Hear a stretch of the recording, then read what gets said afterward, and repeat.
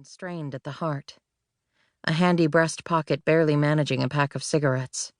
Nothing like the other guests, who with their fake piercings and dreadlocks and pasty skin tried to cover up the wholesomeness of their childhoods, spent frolicking at the beach and eating potato gnocchi.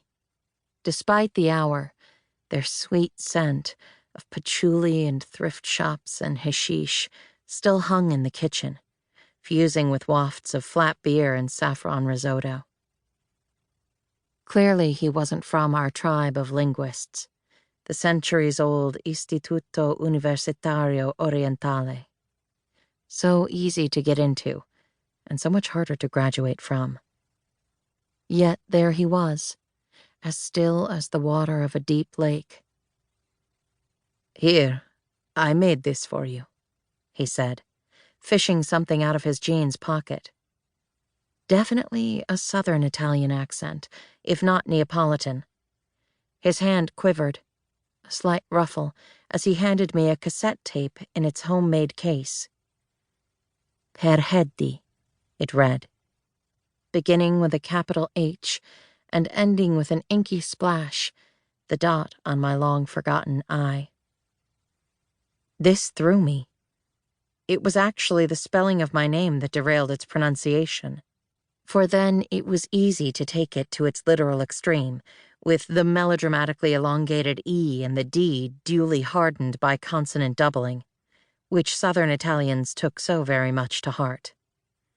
That the H was ignored was entirely forgivable. For in Naples, breathiness was reserved exclusively for laughter. As in Eddie Murphy? People would ask, and I would simply nod. I didn't mind, really. Heddi was before, and Eddie was now. "Music?" I asked, and he merely nodded awkwardly, his knuckles taut over an empty beer bottle. My back was warmed by the erratic dance of the flames and by the oblivious laughter of the friends I affectionately called the boys, I ragazzi. That I belonged there too and could turn back toward them at any time made me feel undeniably safe, a privilege that all of a sudden I perceived as unfair. Downstairs, the front door shook with a thud, probably the last of the guests staggering out, and my gift-bearer looked jolted by the awareness that the party that had been whirling around him earlier was now gone. He tried to hide his embarrassment, but I felt it all the same. A painful pinch followed by my own regret at being, once again, the only one sober. "It's probably getting late," he said. "I guess so, but there's only one clock in the whole house."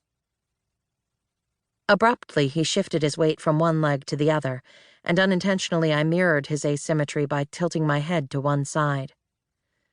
The better to see him with, at least, though his face was hidden every time he found solace in his shoes, comfortable, practical shoes, by a dark mane.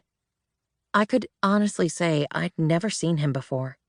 I could have sworn by it, because if we'd ever locked eyes, I surely would have remembered that determined look, a willingness to bide his time. "I should probably get going." He set his bottle down as if afraid to break the glass.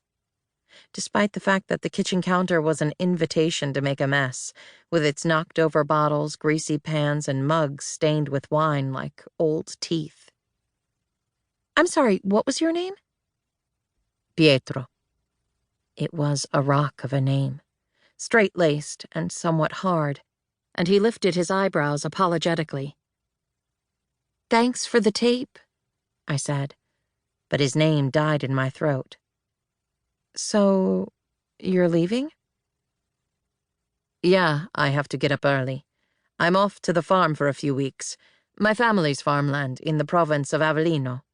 I go every Easter. Well, not just Easter, but you know."